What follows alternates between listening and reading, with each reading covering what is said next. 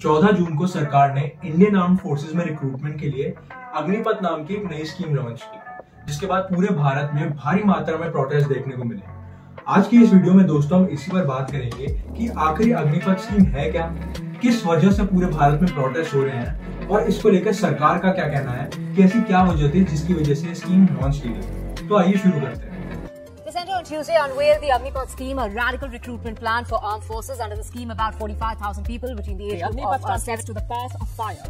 Agni meaning fire and path is path. और एक TO ढिलाई किया है, संपूर्ण रूप से आप रिटर्न किया जाए और सरकार को बड़ी से बड़ी कार्रवाई करनी पड़ेगी। नई स्कीम को लेकर हंगामा बढ़ा हुआ है। बिहार के गया, दानापुर, बेगूसराय और भागलपुर में प्रदर्शन किया जा रहा है।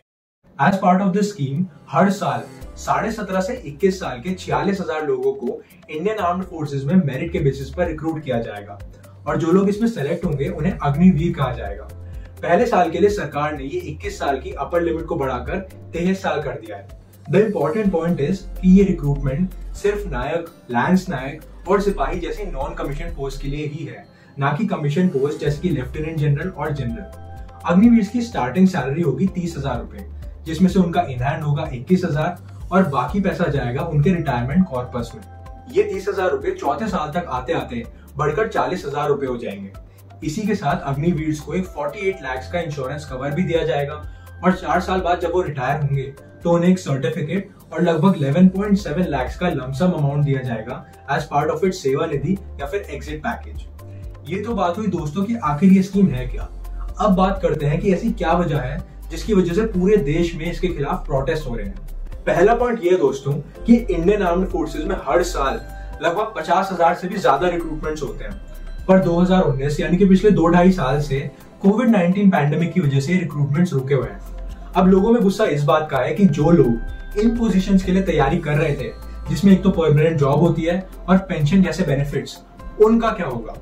उन पोजीशंस के लिए रिक्रूटमेंट कब होगी और आखिर उनके लिए रिक्रूटमेंट होगी भी या फिर नहीं। तो बंदे वैसे 3-3 साल तक शायद तैयारी कर रहे थे, उन्हें अपना फ्यूचर कुछ नहीं दिखाई दे रहा।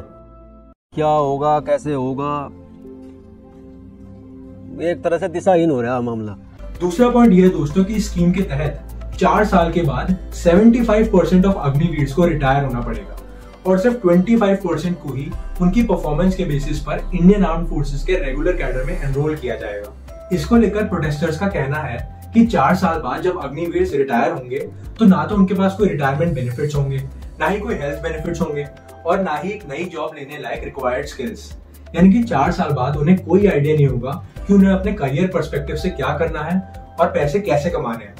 अगर रिटायर होने के बाद किसी को टेक्निकल साइड पर जॉब लेनी है तो क्या उसके पास उसकी रिक्वायर्ड स्किल्स होंगी। प्रोटेस्टर्स के इस आर्ग्यूमेंट के रिप्लाई में स्टेट्स जैसे कि मध्य प्रदेश, उत्तर प्रदेश और हरियाणा के चीफ मिनिस्टर्स ने कहा कि हम अपनी स्टेट्स में अग्निवीर को जॉब के मामले में प्रायोरिटी देंगे।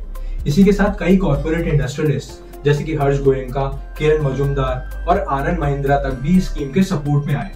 आनंद महिंद्रा ने कहा कि अग्निवीर जो डिसिप्लिन और स्किल्स आर्म्ड फोर्सेज में डेवलप करेंगे उसकी इस समय मार्केट में सख्त जरूरत है, जो उन्हें परफेक्टली एम्प्लॉयबल बनाता है। इनफैक्ट महिंद्रा ग्रुप खुद भी जॉब्स के मामले में अग्निवीर को प्रायोरिटी देंगे। बट दोस्तों इस पॉइंट को एक्चुअली काउंटर किया जा सकता है। भले ही टीम स्पिरिट, लीडरशिप और डिसिप्लिन जैसी स्किल्स जो अग्निवीर में होंगी, ये स्किल्स भले ही इनवैल्यूएबल है, बट उन बाकी प्रैक्टिकल स्किल्स का क्या जो एक्चुअली मार्केट में काम करने के लिए उनको जरूरत पड़ेगी। मार्केट में हर रोज टेक्नोलॉजी डेवलप हो रही है, नई नई टेक्नोलॉजिकल एडवांसमेंट्स हो रही हैं, उनसे रिलेटेड स्किल्स अग्निवीर को कैसे प्रोवाइड की जाएगी। क्या ये उनके ट्रेनिंग पीरियड का एक पार्ट होगा।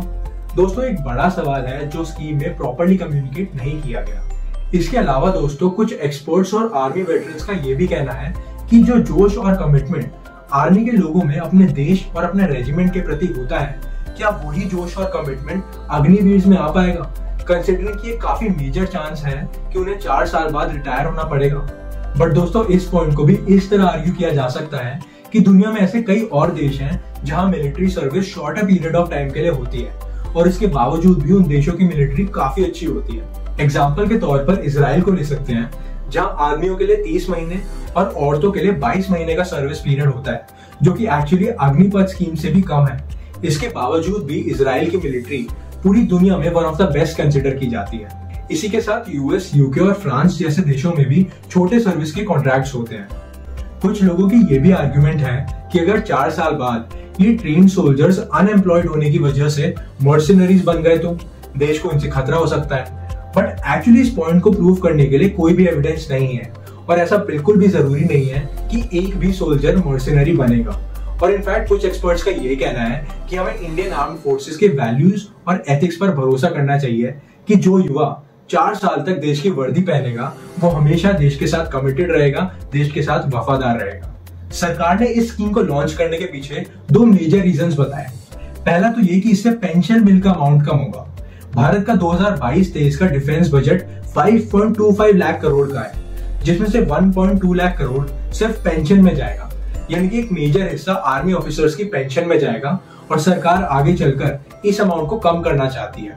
इस स्कीम से जो पैसा बचेगा सरकार उसे आर्मी इक्विपमेंट्स की मॉडर्नाइजेशन और टेक्नोलॉजी अपग्रेड में लगाएगी। इस डिजिटल एरा में अब जमाना कॉन्टैक्टलेस वॉरफेयर का है, जहां artificial intelligence, space based intelligence और ऑटोनॉमस सिस्टम्स एक मेजर रोल प्ले करेंगे और इसी के लिए आर्म्ड फोर्सेस में टेक्नोलॉजिकल एडवांसमेंट्स बेहद जरूरी है। और दूसरा कारण सरकार ने ये दिया कि जहां आर्म्ड फोर्सेस में आज एवरेज एज 32 साल है, वो अग्निपथ स्कीम के बाद गिरकर लगभग 26 से 27 साल हो जाएगी, जिसकी वजह से आर्मी में यूथ और ज्यादा होंगे। दोस्तों ये तो स्कीम को लेकर सारे फैक्ट्स हो गए, और जैसे कि हमने देखा कि यहाँ पर हर आर्ग्यूमेंट का एक काउंटर आर्ग्यूमेंट भी हो सकता है, जिसकी वजह से अभी डिसाइड कर पाना बहुत मुश्किल है कि ये स्कीम कितनी इंपैक्टफुल होगी, लॉन्ग टर्म में एक्चुअली फायदेमंद है या फिर सिर्फ नीड ऑफ द आवर।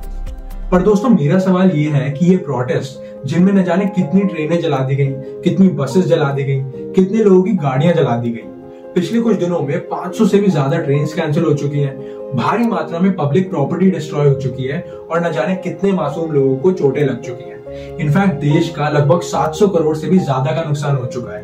क्या ये सब करने से इन सवालों के जवाब मिलेंगे या फिर सिर्फ मासूम लोगों का नुकसान होगा? स्कीम अच्छी है या बुरी ये एक दूसरा मैटर है, बट क्या किसी भी सवाल का सही जवाब वायलेंस हो सकता है? जहां प्रोटेस्ट सरकार के खिलाफ थे, नुकसान सिर्फ आम आदमी का हुआ है। आप लोगों का इस स्कीम और इन प्रोटेस्ट को लेकर क्या ख्याल है, मुझे कमेंट सेक्शन में जरूर लिखकर बताइएगा। और अगर आपको इस वीडियो से कुछ वैल्यूएबल इन्फॉर्मेशन मिली तो चैनल को सब्सक्राइब कर दीजिएगा और वीडियो को लाइक करना बिल्कुल मत भूलिएगा। Thank you for watching this and see you in the next one.